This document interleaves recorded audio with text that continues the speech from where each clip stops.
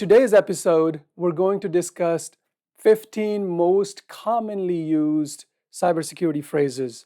So let's get started. Number 1, phishing.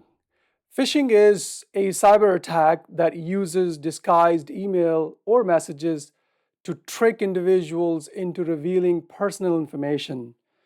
This personal information can be your date of birth, your social security, your login credentials. So that's the first one. Number 2, firewall. Firewall is a device, a hardware device, or it could be a software that sits on the perimeter of a network to monitor incoming and outgoing traffic. So based on what is permitted and what is not permitted, it filters traffic. That's all you need to remember right now. Number 3, encryption. Encryption is the process of converting data into a code to prevent unauthorized access. So basically, it could take a document, a phrase, and convert it into a code that normally, if it is intercepted, an attacker will not be able to read unless they have the secret key. Number 4, ransomware. Ransomware is a type of malware that encrypts a victim's files, victim's data, and demands payment. The payment that is demanded is usually in the form of cryptocurrency because cryptocurrency is not traceable. Number 5, DDoS, also known as distributed denial of service.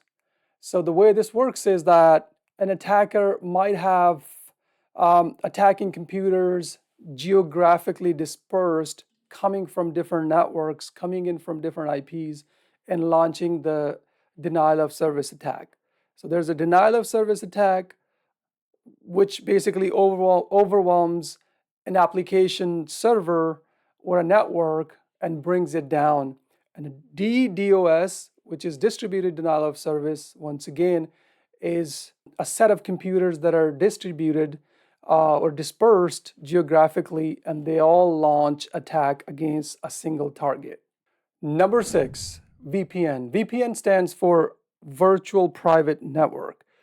It's a type of service that basically connects remote users or remote offices to their main network through an encrypted method. So all the data that traverses between two geographically dispersed networks is encrypted, therefore unreadable to an attacker. Number 7, zero-day exploit. Zero-day attack means that as soon as a vulnerability is discovered in an application or in a system, an attack is launched the same day. So the idea is, from the attacker side, the idea is to attack the same day so that the organizations or a cybersecurity team does not have enough time to patch that vulnerability, to mitigate that vulnerability, and to take advantage of this newly discovered vulnerability. So remember that, that's called zero-day exploit. Number 8, social engineering. It is a tactic used by cybercriminals to trick individuals into revealing confidential information by manipulating them psychologically. So a real world example would be that you type in to go on your computer, you type in to go to a certain website, but you might have mistakenly misspelled the URL, and now you end up on an attacker's network. And it'll tell you, hey, your computer is infected with so-and-so virus. You need to call this number.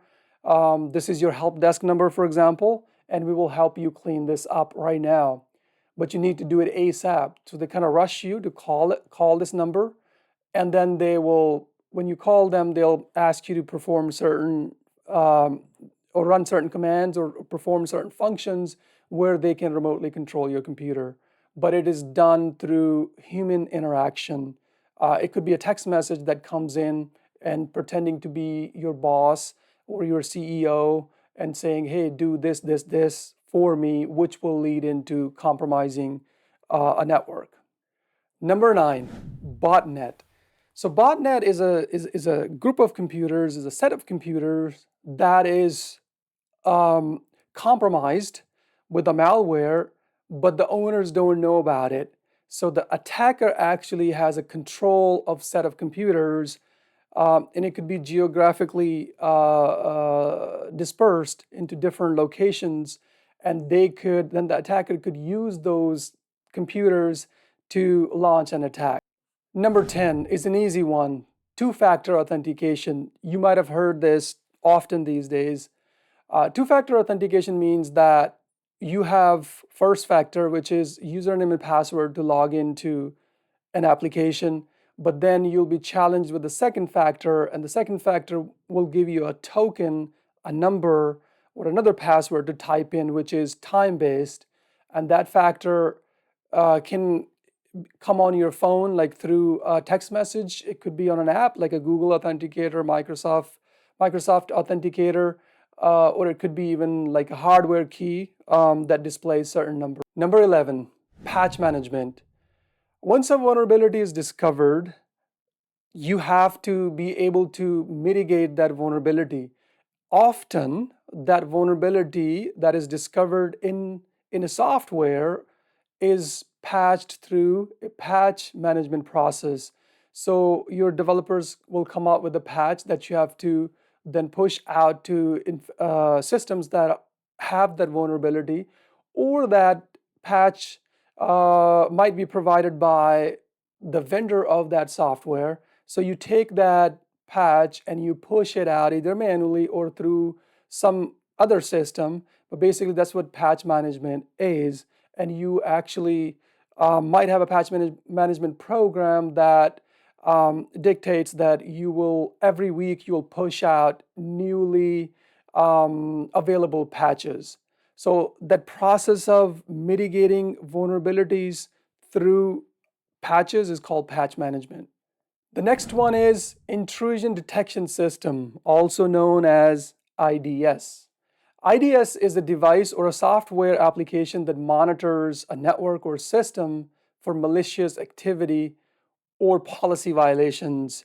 So as a security professional, you'll configure an IDS system based on certain policies, based on certain do's and don'ts that a system must do.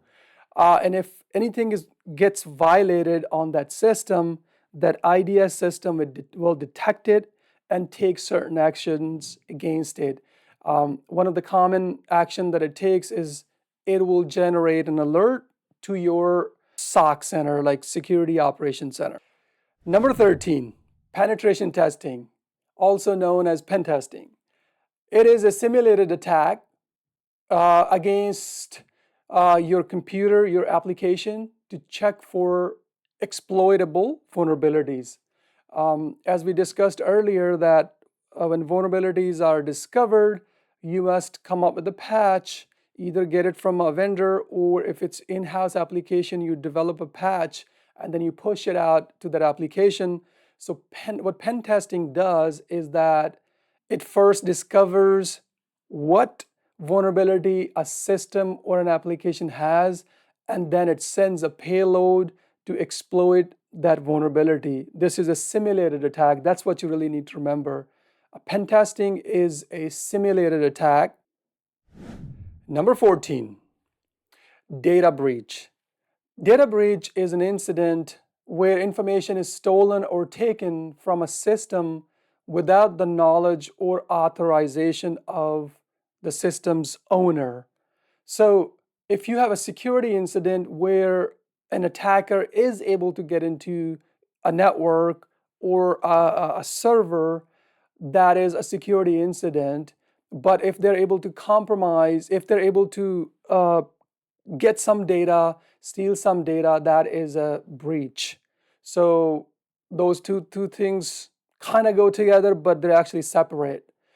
A security incident always does not mean that there was a data breach.